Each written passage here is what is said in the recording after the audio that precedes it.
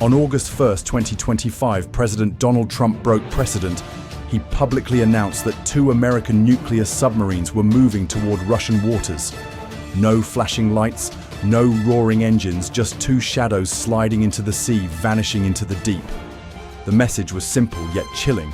When a nuclear submarine leaves port for war, the world rarely knows where it is or what it's aiming at, and that uncertainty is its deadliest weapon.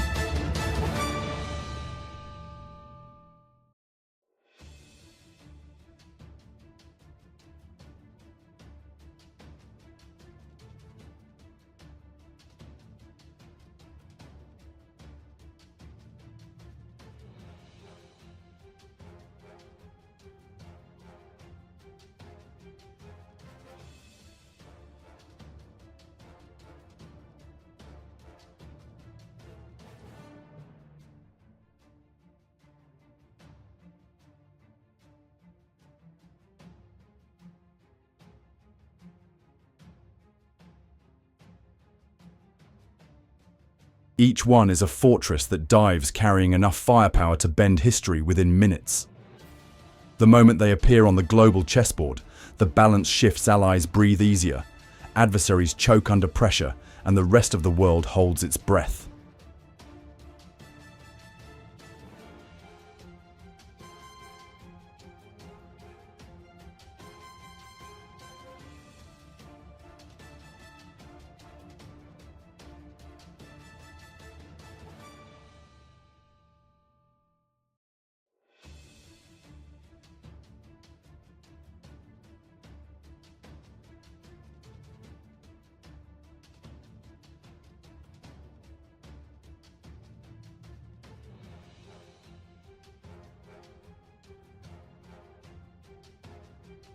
What makes them so dangerous isn't just the 7,000-kilometer range or their ability to pierce defenses from the ocean's depths.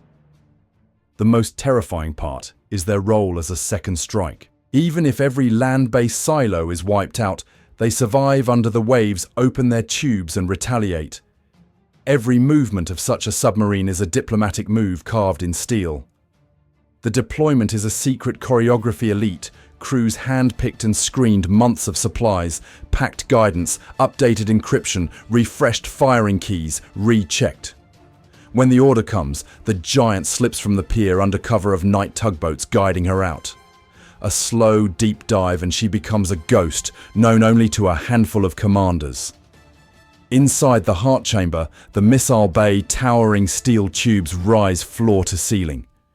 Each one cradles a Trident II D5 taller than a 4-story building, nearly 60 tons. Launched by compressed gas, it bursts through seawater arcs into the stratosphere and releases warheads that strike simultaneously. A single Ohio-class submarine can carry 24 of them, with up to 8 warheads each.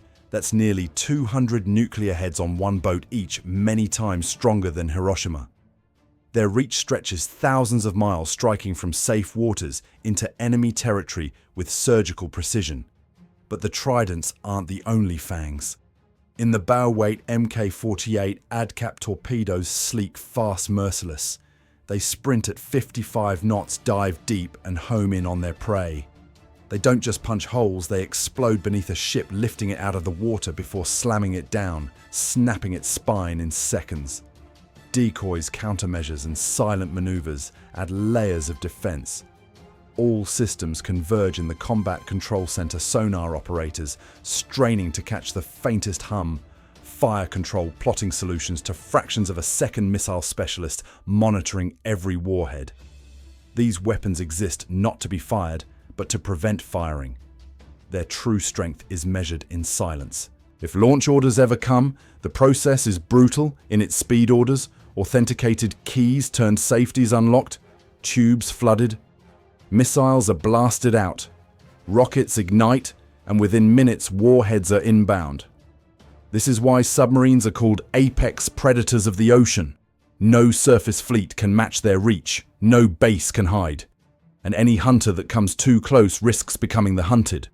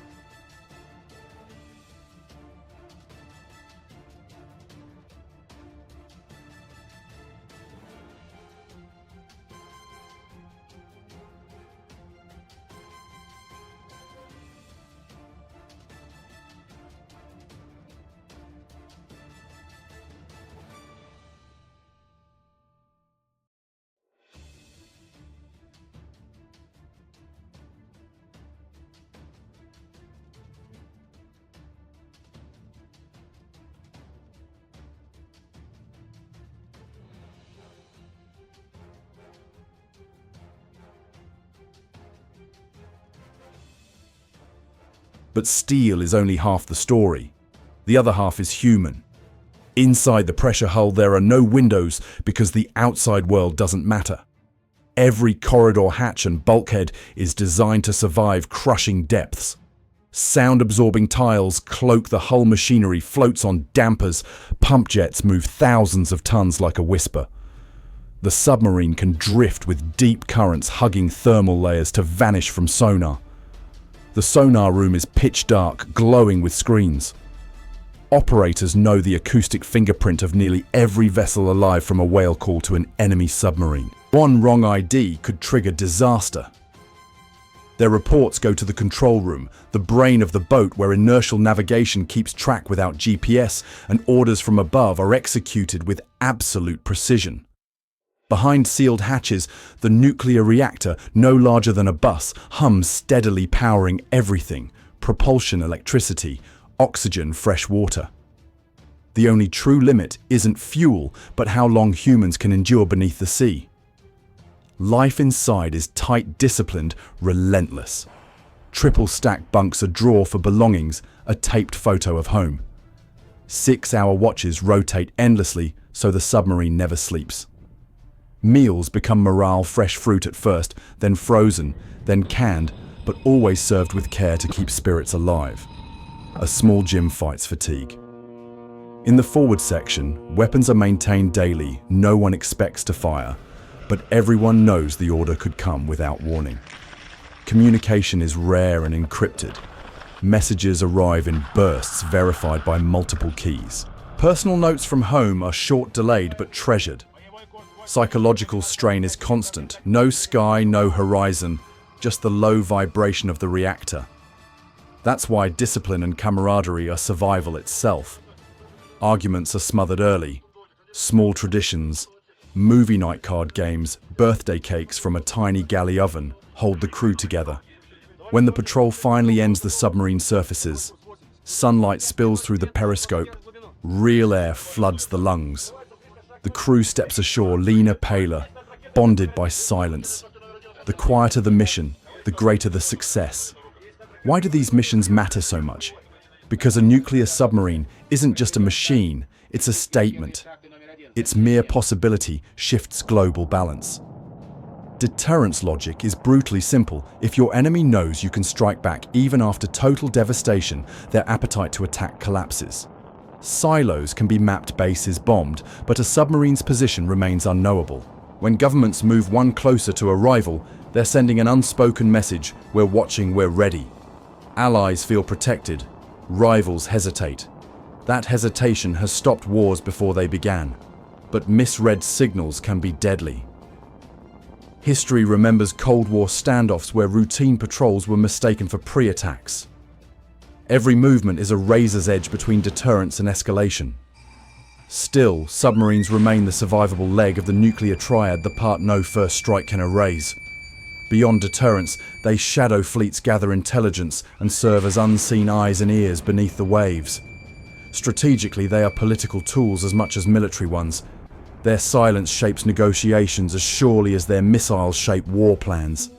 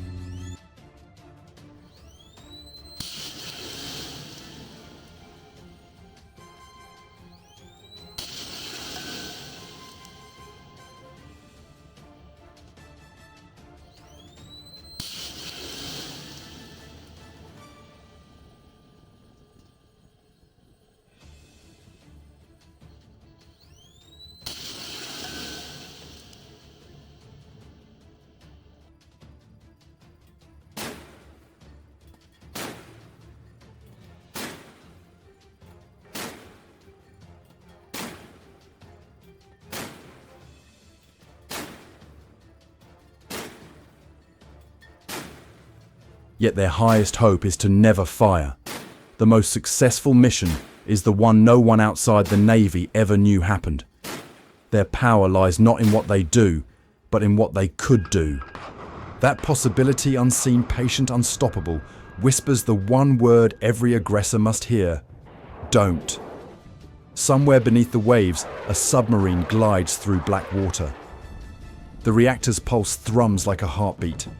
Crewmen move with precision through dim corridors surrounded by the knowledge that they carry humanity's doomsday switch. Above them, nations posture and threaten. Below, nothing changes, just readiness, always readiness. The game of cat and mouse under the ocean is sharper than ever. Detection improves stealth, adapts, missiles fly faster, defenses evolve. But one truth holds: the submarine can disappear, wait and strike without warning. Publicly declared or silently deployed, their message is always the same: we're here, don't cross the line. Every dive is a reminder. Every hour of silence is a promise. The calm ocean hides the most dangerous machine mankind has ever built. And if this journey into the deep shook you as much as it did us, make sure to subscribe so you don't miss the next mission. Tell me in the comments, what do you think is the most important role of nuclear submarines today?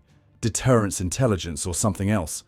And if you respect the crews who serve in silence, drop a blue heart to honor them. Want to go further? Join the fleet, earn loyalty badges, and help us surface more real-time maritime stories. Until next time, keep your head above water and your mind below the surface.